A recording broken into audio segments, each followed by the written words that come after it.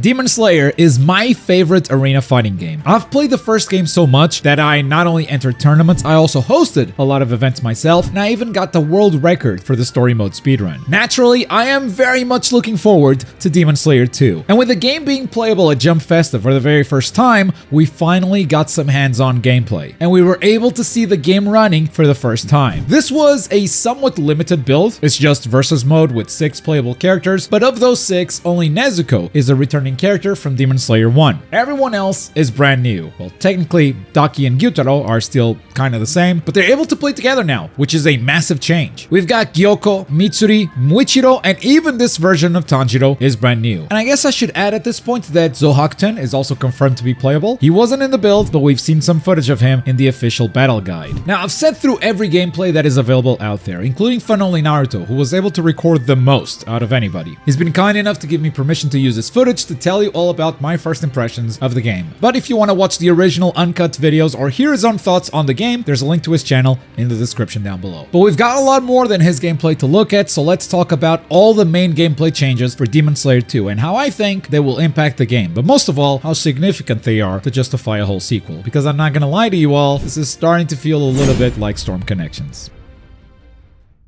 CyberConnect 2, the developer behind Demon Slayer, is also the developer behind the Naruto Storm series. With each entry, the Storm series introduced some big gameplay change that justified a whole new game, be it a brand new substitution gauge or the ability to switch characters on the fly. And this is exactly what I wanted to see out of Demon Slayer 2, a big change like being able to pair demons together with Slayer characters or being able to play solo Slayers. The Storm series has had big evolutionary steps until we got to Storm Connections. This game changed a lot of things, but it was missing a big signature change. Every new feature was something too small to justify a whole new game, so the whole thing felt like a big seasonal patch or DLC. Demon Slayer 2 is feeling the same at this moment. There are a lot of changes that we can talk about, but they all feel very balanced patch-like so far. There's no big system change that instantly tells you this is a sequel. In fact, if it wasn't for the HUD changes and the new characters on screen, it would be hard to distinguish this gameplay from Demon Slayer 1. Now, this isn't as bad as Storm Connections, not yet. For one, there could be something big that we just haven't seen yet. After all, this is just the first demo. But two, they're doing a whole new story mode, which was part of the reason why Connections felt like a scam. It recycled the own series story modes, and that doesn't seem to be happening here. The initial trailer was all about story mode, and they're still doing that incredible cinematic treatment. And I hope they're still doing a lot of the unique encounters. I love that the first game story mode had so many unique boss fights. Even walking around and running into random demons during the nighttime was a fun way to feel immersed in this world. Hopefully, all that stuff is still in Demon Slayer 2, and it's honestly looking good so far, as we have a new screenshot with Sanemi and Obanai fighting against a big horde of demons. You can see your target indicator above one of their heads, which is the same target indicator that we have in Demon Slayer 1 when you're fighting against multiple enemies. So they might be doing some new stuff with story mode, and I love that, but story mode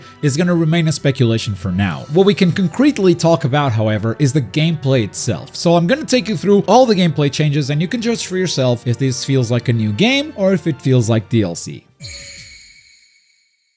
The first thing I noticed was the round indicator is below the health bars now, which is admittedly a change not worth mentioning, but then I noticed that the game is now 2 rounds instead of 3, like it used to be in the first game. If this is the new default and not just a demo thing, I think this is great. We experimented with 2-round tournaments back in Demon Slayer 1, and despite some players really disliking it, I think that was way better than the default. It gave demons less time to build meter and heal a bunch. It made games faster, which is also great because Demon Slayer matches are longer than most anime games, so I am very much in favor of 2 rounds, and I've always been. And on top of that, they're also making a big change to your meter, because now instead of being able to build 3 bars, you can only build 2. 2 bars a meter is your new maximum amount, which once again is an indirect nerf to demons. It means that they have less resources for healing. Now, meter can be utilized by everyone, but it was a lot more valuable to demons because of that healing factor. That said, it's worth pointing out that for this demo, players start a match with 2 bars a meter already available. That means they start a game with maximum meter available already, and this I'm not so much of a fan. I think it's okay to start with some meter, but it's weird having it maxed out right away. It could be something that was just for this demo, however, especially because the next change might be the biggest one. When you pick two specific characters together, they may have a team ultimate together. To do a team ultimate, you need 2 bars of meter. If you only have 1 bar, you'll do your regular ult. Team ultimates are a fantastic addition to Demon Slayer. They are a really great feature, but as far as gameplay goes, they don't really change much. It's more of a visual change, a cinematic change, rather than a new gameplay system. Again, these look great, but not exactly something that justifies a whole sequel. We still got a few more changes, but honestly, the ones I just talked about might be the biggest ones yet. That we learned so far. Maybe there's more. We'll see. Daki and Gyutaro are now in the same character slot, and if you pick them, they kind of behave like Slayers. They can call each other as assists and even swap with each other. When you hit the assist button, the other character will come in and do their demon skill move, which honestly, Daki's tilt skill with Gyutaro's tracking projectiles, yeah, that seems hella broken. Should be fun. I love that they are able to play like this now, but I don't think this will be a universal change that applies to every demon. Gyoko, for instance, was playing solo in this build. Zohakuten has no teammate either. And I'm not saying this is exclusive to Daki and Gyutaro, honestly. Susanoo and Yahaba might get the same treatment. If that happens, we definitely need better counter zoning tools. I do not want to deal with those two at the same time. No thanks. But I would also love the option to play Daki and Gyutaro solo. Those are complete, unique characters in the first Demon Slayer game, and they do fight on their own in the show as well. Not including the option to play as Daki or as Gyutaro alone feels like taking away content that was already in the previous game for no reason. We'll see if they let us. This next one is unconfirmed and needs investigation, but if we look at the battle guide, you can see that there's a new input. If you press R1 and L1 at the same time during a combo, you can do something new called a replacement combo. It only activates if you have a partner available. So there's something new here that's worth investigating. Unfortunately, I don't think anyone read the control guide at Jump Festa, so they didn't try this out. While we're here though, it's worth noting that tilt inputs are gone, so parry is now R1 plus X, and heavy attacks are R1 plus circle. And speaking of... heavy attacks now spend meter. Yup, it seems like you will spend up to a full bar of meter with a heavy attack now, depending on how long you charge it. But heavy attacks seem to have been very buffed, because even though Daki is very far from the opponent, she dashes before unleashing the heavy now. And this dash looks like it's gonna be armored. We can't really tell how well it tracks, but if you've got your opponent on lockdown with an assist, you may be able to guard break them with a heavy from a distance. And it's all thanks to that dash. The heavy will still cost meter, even if there is no dash. It kind of works like the old school heavy if the opponent is nearby. So yeah, they nerfed heavy by making it spend meter, but buffed it by giving it a free dash.